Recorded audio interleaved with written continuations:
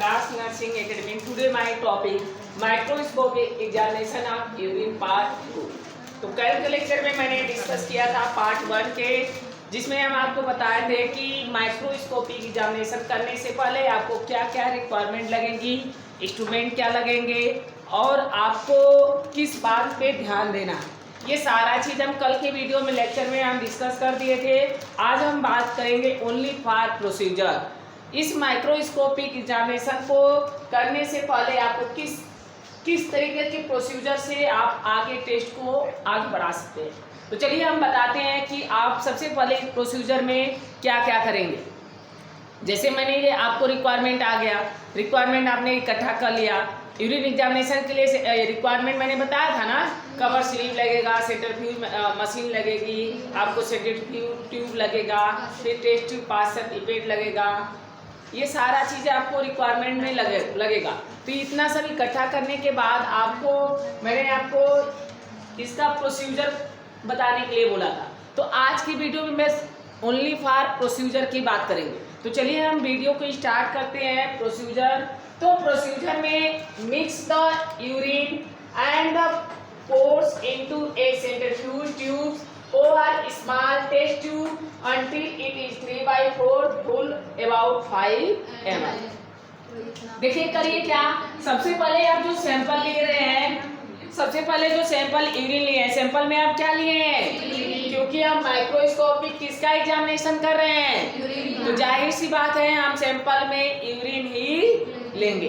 तो sample urine लेने के दौरान आप अच्छे तरीका से उसको क्या कर लीजिए, मिक्स कर लीजिए। The urine under the pour into the centrifuge tube. आप उस यूरिन को किस में डाल दीजिए, सेंट्रीफ्यूज ट्यूब में डालने के उपरांत और small test tube until it is 3/4 full about 5 ml, लगभग 5 ml या वैल्यू का आपका जो ट्यूब है उसका 3/4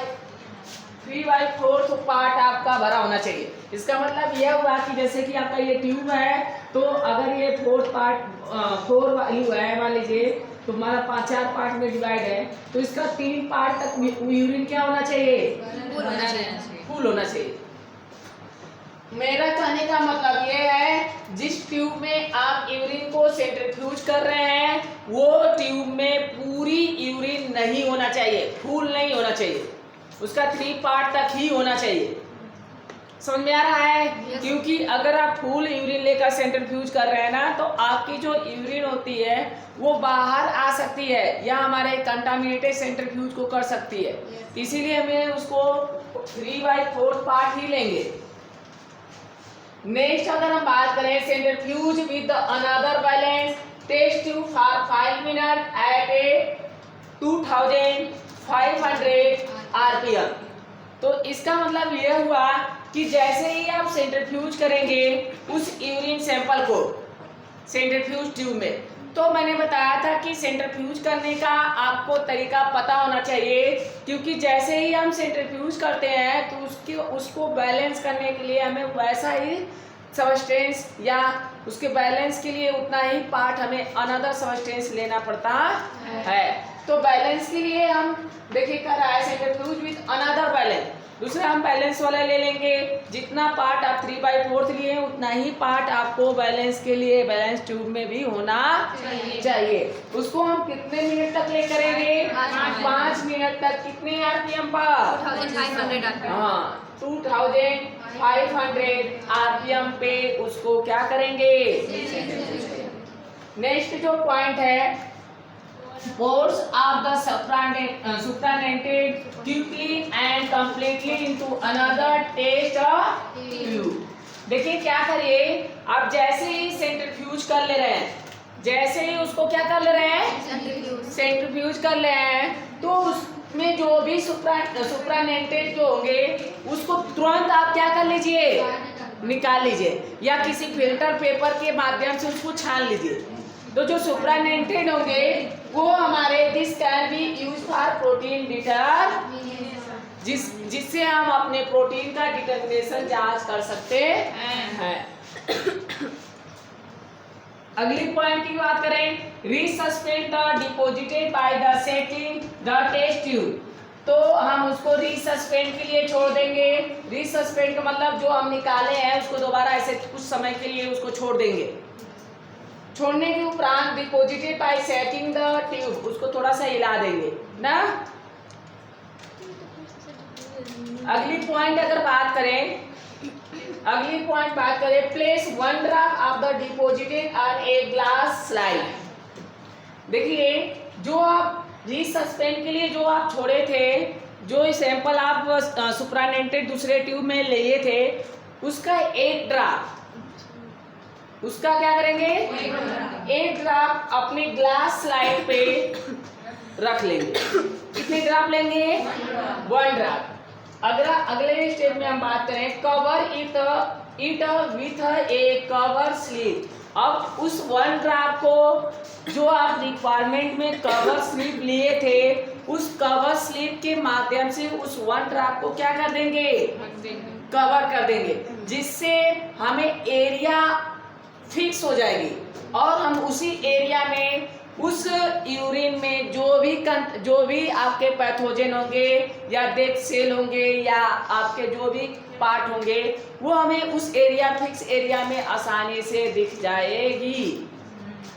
तो इसीलिए हम कवर स्लिप को ढक देते हैं। नहीं तो अगर आप कवर स्लिप से नहीं ढकेंगे ना, तो जो 1 ड्रॉप आप पार्ट लिए हैं वो हमारे ग्लास स्लाइड के पूरे एरिया में क्या कर लेगी, फैल जाएगी। इसीलिए हम कवर स्लिप को ढक देते हैं ताकि हमको स्पेसिफिक एरिया में हमें उस पार्ट की आइडेंटिफिकेशन कर सके।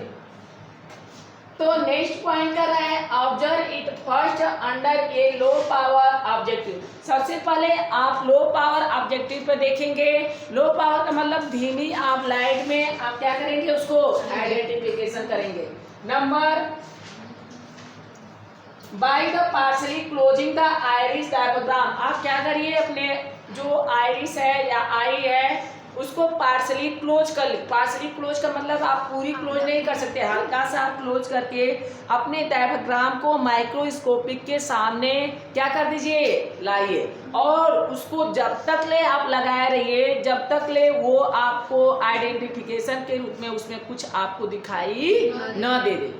हम तब तक ले उसको माइक्रोस्कोपी से सेट करते रहते हैं, क्योंकि अगर आप वैसे बार बार ऐसे करते रहेंगे ना तो आपको माइक्रोस्कोपिक में सेट करने में आपको समय ज़्यादा देना पड़ेगा। तो आप जब तक ले उसको वहाँ पे अपने आइरिस को लगाए रहिए जब तक ले आपको वो पार्ट उसमें दिख न जाए। तो देखिए, sudden light is obtain by the closely the iris diagram and adjusting the conditioner downward the various field। और आप क्या करिए, जितने फील्ड आपने मान लीजिए जिस एरिया में आप मार्क किए हैं, जिस एरिया तक ले आप कवर स्लिप लगाए हैं, उसकी पूरी कवर एरिया तक आप घुमा कर आप अपने वेरियस फील्ड में जो भी ऑब्जेक्ट देख रहे हैं वो ऑब्जेक्ट आप कवर स्लिप या रोटेशन के माध्यम से स्लाइड को आप घुमा कर उसमें देख सकते हैं। तो आज के लिए बस इतना ही।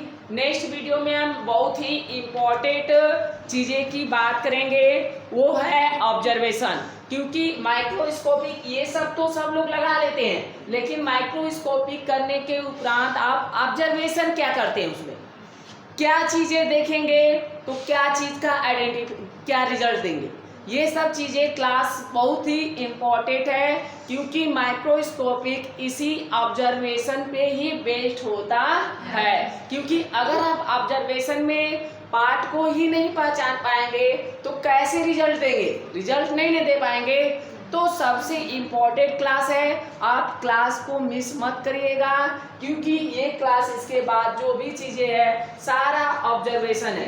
तो ऑब्जर्वेशन अगर आप सही तरीक़ा से पहचान ले रहे हैं तो जो भी चीज़ें होगा आप रिजल्ट आसानी से यूरिन माइक्रोस्कोपिक का आप आसानी से रिजल्ट दे देंगे। तो आज के लिए बस इतना ही। उम्मीद किए होंगे कि ये सारा चीज़ आप प्रोसीजर जो भी इसका प्रोसीजर था वो समझ में आ गया होगा। अगर किसी भी पॉइंट में आपको किसी भी पार्ट में दिक्कत है तो आप कमेंट बॉक्स में लिख कर बता सकते हैं। तो चलते हैं बच्चे, बाय।